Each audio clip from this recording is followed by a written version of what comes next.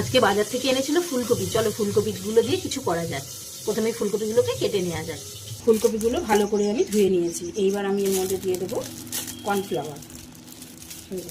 এইবার এর মধ্যে দিয়ে দেবো কিছুটা নুন আর হলুদ দিয়ে এটা ভালো করে মাখিয়ে নেব। তেল গরম হয়ে গেছে, এবার ফুলকপিগুলোকে আমি ভেজে নেব।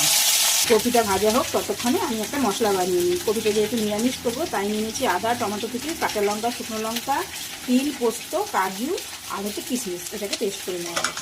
কপিটা ভাজা হয়ে গেছে, এবার কপিটা আমি তুলে নেব। এইবার কপি ভাজার এই তেলেই আমি দিয়ে দেবো 5 ফোড়ন, শুকনো লঙ্কা আর তেজপাতা। এবার আমি দিয়ে দেবো কেটে রাখা আলুগুলো।